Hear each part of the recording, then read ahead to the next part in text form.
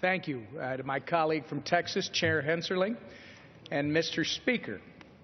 I'm a firm believer in a transparent and accountable government, and if a federal institution is failing to meet these fundamental criteria, Congress needs to act.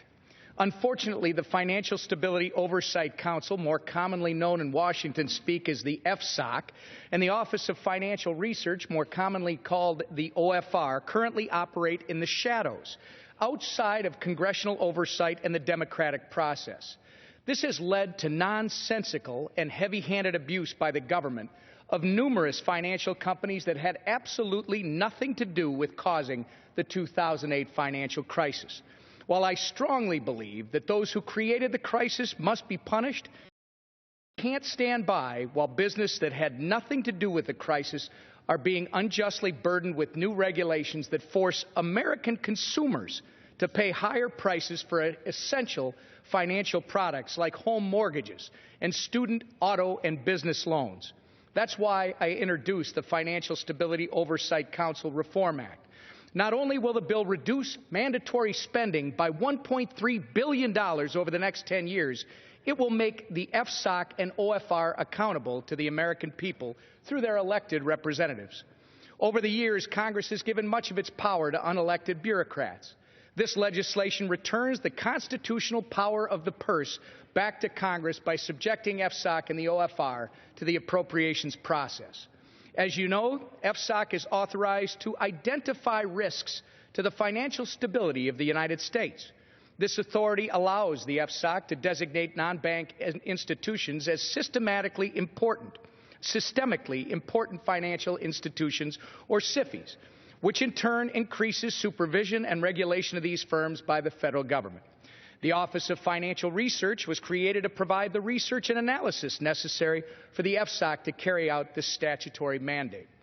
In a classic Washington fox guarding the henhouse scenario, the FSOC and OFR are currently funded through taxes, or assessments as we prefer to call them, that they collect from the very SIFIs they designate.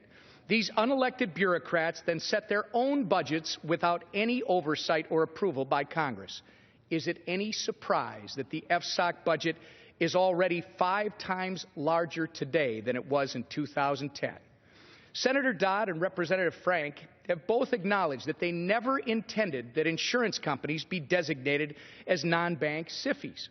Despite the stated intent by the authors of the Wall Street Reform Act, FSOC has already designated 3 insurance companies as non-bank SIFIs. Unfortunately, further complicating the problem, the FSOC has failed to create a viable off-ramp for designated companies and has not shared with Congress how they make these designations in the first place. The OFR has received its fair share of criticism, too. In 2013, their asset manager report wasn't only condemned by the industry, but the Federal Government Securities and Exchange Commission also expressed concerns. According to a Reuters report, the SEC was concerned that the people who conducted the study at OFR, quote, lacked a fundamental understanding of the fund industry itself, and, quote, the Treasury's research arm failed to take a number of the SEC's critical feedback into account. Thus, the SEC created its own comment period for the report.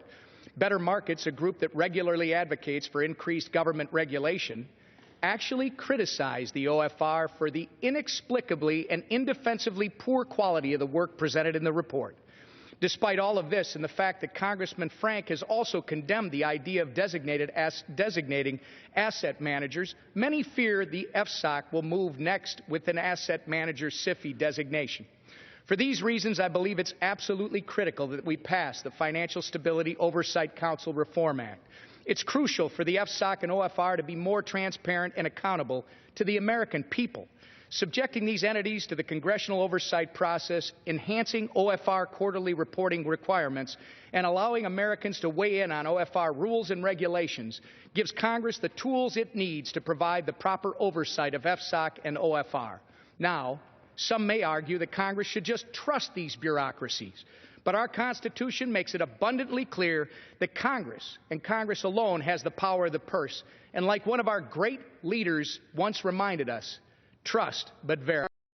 I want to thank Chairman Hensarling for his leadership on this issue, and I urge all of my colleagues to support the Financial Stability Oversight Council Reform Act. And I yield back.